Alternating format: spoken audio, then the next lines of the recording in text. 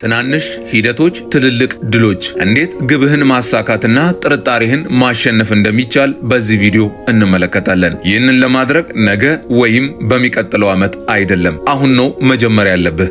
ጥያቄ ይህን ለማድረግ ዝግጁ ነህ ወይ ነው። ዛሬ እንቅፋቶችን እንዴት ማሸነፍ እንደምትችል፣ ችግሮችህን እንዴት መጋፈጥና በመጨረሻም አንተ ስትጠብቀው የነበረውን ታላቅነት እንዴት ማግኘት እንደምትችል እንነጋገራለን። አንደኛ፣ የህይወት ትግል ሁሌም የማይቀር ነው። ህይወት ሁልጊዜም ቀጥታ ወይም ፍጹም አይደለችም።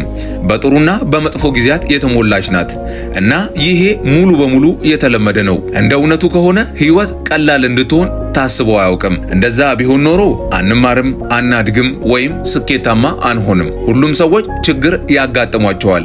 የገንዘብ ችግሮች ይሁኑ ሰው ማጣት ወይም በአንድ አይነት ሁኔታ ውስጥ ቆመን እንደቀረን ሊሰማን ይችላል። ግን ይህ የህይወት ደማቁ ክፍል ነው።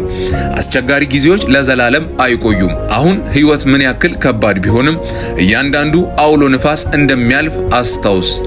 እያጋጠሙክ ያሉት ተግዳሮቶች ጊዜያዊ ብቻ ናቸው። ወደፊት የሚያስኬዱ እንጂ መንገድ የሚዘጉ አይደሉም። ህይወት በጣም ከባድ የሆነችበትን ጊዜ መለስ ብለህ አስብ። ምናልባት ስራ አጥተህ፣ ግንኙነት ተበላሽቶ ወይም ራስህን እንኳን እየተጠራጠርክ ሊሆን ይችላል። ግን አልፈኸው ነው እዚህ ያለኸው። ከችግሩ የበለጠ ጠንካራና ጥበበኛ ሰው ሆነሃል። ለሚቀጥለው ነገር ዝግጁ ነህ። አሁን እያጋጠመ ያለው ነገር ሁሉም ተመሳሳይ ነው።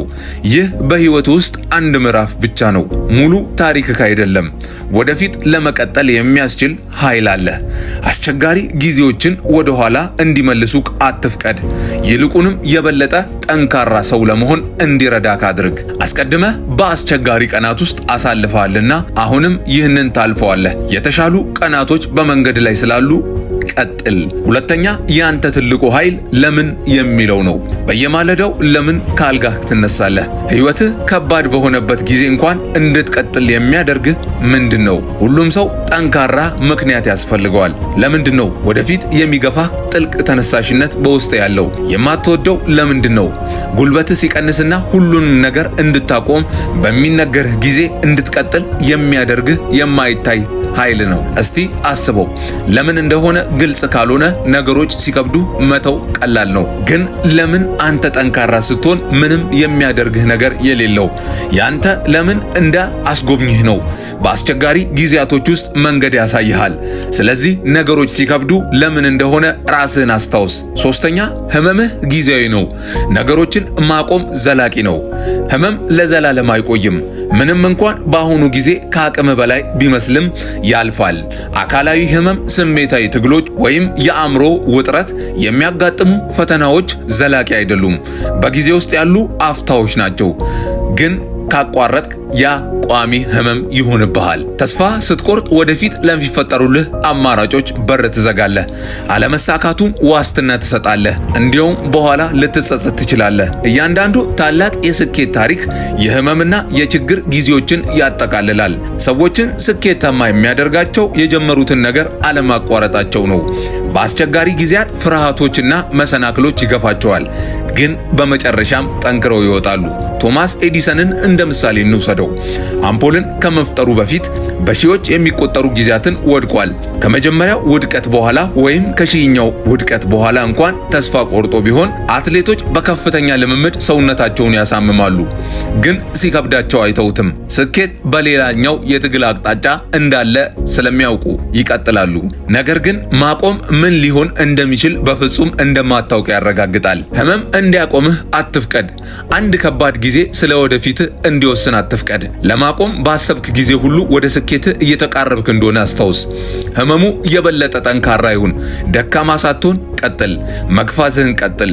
ምክንያቱም ላለማቋረጥ ስትመርጥ ምን ያክል ጠንካራ እንደሆንክ ታረጋግጣለህ። ማቆም ቀላል መንገድ ሊመስል ይችላል፣ ነገር ግን እውነተኛው ጥንካሬ የሚመጣው በጥንካሬህና በአስቸጋሪ ጊዜያት ውስጥ በመቀጠል ነው።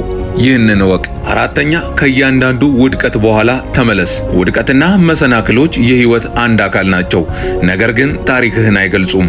ውድቀት የስኬት መንገድ አካል ነው። አንድ አስፈላጊ ነገር ያሳካ ሰው ሁሉ ችግሮች፣ እንቅፋቶችና የጥርጣሬ ጊዜያቶች ገጥሟቸዋል። ነገር ግን የተሳካላቸው ሰዎች የሚለዩት በዚህ ነው። በእያንዳንዱ ጊዜያት ይመለሳሉ። ምን ያክል እንደሚወድቁ እና ምን ያክል ጠንካራ ሆኖ እንደሚነሱ ያውቃሉ። ህይወት ያፈርስሃል፣ ነገር ግን መውረድ የለብህም። ምርጫ አለህ። ወድቀህ ወደ ኋላ እንዲይዝ መፍቀር ትችላለህ፣ ወይም የበለጠ ለማጠናከር ልትጠቀምበት ትችላለህ። በተነሳህ ቁጥር ካሰብከው በላይ ጠንካራ መሆን ለራስህ ታረጋግጣለህ። በፍጥነት በተነሳህ ቁጥር ወደ ግቦች ይበልጥ ትቀርባለህ። ከዚህ በፊት አስቸጋሪ ሁኔታዎች ያጋጠመህን ጊዜ አስብ። አቁመሃል? አይ፣ ምክንያቱም አንተ አሁን እዚህ ነህ። አሁንም ወደፊት እየገፋ ነው። ዋናው ነገር ውድቀት ሳይሆን መነሳት ነው። እያንዳንዱ መሰናክል የሆነ ነገር ያስተምርካል። እናም ወደ ስኬት አንድ እርምጃ ቀርበሃል። ስለዚህ ህይወት ሲያናድድህ እዚህ አትቆይ። ተነስተህ አቧራህን አራግፍና ቀጥል። ትልቁ ስኬት በቅርብ ርቀት ላይ ሊሆን ይችላል። ከዚህ በፊት ወድቀህ ተነስተሃል። ይህ ጊዜ ከዚህ የተለየ አይደለም። ለታላቅነት ታስበሃልና ቀጥል። አምስተኛ፣ ወጥነት ወይም ሳታቋርጥ መስራት ለስኬት ቁልፍ ነው። ዘላቂነት የረጅም ጊዜ ስኬት ለማግኘት ቁልፍ ነው።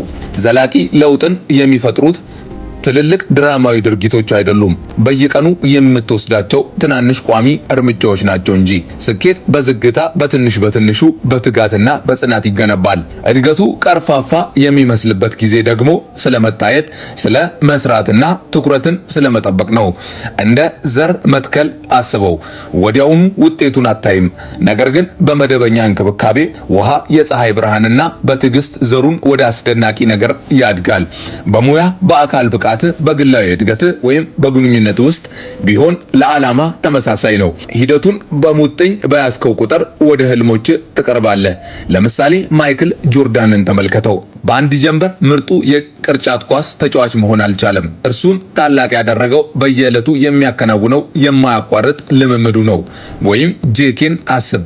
ሃሪ ፖተር ስኬታማ ከመሆኑ በፊት ብዙ ጊዜያት ውድቅ ተደርገውበታል። ሮሊንግ መጽሐፏን ቀጠለች፣ ማስረክቧንም ቀጠለች እና ተስፋ አልቆረጠችም። ወጥነት ያለው መሆን ማለት ፍጹም ሁን ማለት አይደለም፣ እድገት ማድረግ ብቻ ነው። ስድስተኛ፣ ነገርህ አንተን እየጠበቀ ነው። መጪው ጊዜ በብዙ አጋጣሚዎች የተሞላ ነው። ያንተ ታሪክ አሁንም እየተጻፈ ነው እና ያ ነው አስደሳች የሚያደርገው። ዛሬ በምታደርጋቸው ምርጫዎች የወደፊትህን የመቅረጽ አቅም አለብህ። እያንዳንዱ ውሳኔ፣ እያንዳንዱ እርምጃ ሁልጊዜም ወደምትፈልገው ህይወት ያቀርብሃል። የት መሆን እንደምትፈልግ የመንገድህን ካርታ አዘጋጅ። ደስተኛ፣ ስኬታማና እያደግክ እንደሆን አስብ። አሁን በአንተና በዚያ ወደፊትህ መካከል ያለው ብቸኛው ነገር እርምጃ መውሰድ እንደሆነ ተረዳ። የምትጠብቀው ወይም የምትመኘው የወደፊት ጊዜ አይሆንም። ማድረግ ስትጀምር ይከሰታል። ስለዚህ ዛሬ ጀምር። የመጀመሪያውን እርምጃ ውሰድ። ህይወትህን ለመቆጣጠር ጊዜው አሁን ነው። ህልምህን እውን ለማድረግ የሚያስችል ኃይል አለህ። ነገር ግን ሁሉም ነገር በድርጊት ይጀምራል። ስለዚህ ተነስ፣ ያንን የመጀመሪያ እርምጃ ውሰድና ወደፊት በድፍረት ሂድ። ከእንግዲህ መጠበቅ፣ መጠራጠር የለም።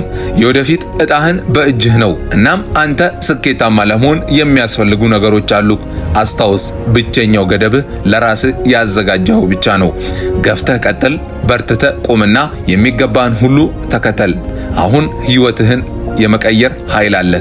እርምጃ ውሰድ፣ በራስህ እመን፣ እናም ወደፊት መገስገስህን ቀጥል። ቪዲዮ ከተመቻችሁ ላይክ ማድረግ እንዳትረሱ። እንዲህ አይነት አስተማሪ ቪዲዮዎችንም በቀጣይ ማግኘት ከፈለጋችሁ ሃሞና ቲዩብን ሰብስክራይብ ማድረግና የደወል ምልክቷን መጫን እንዳትረሱ።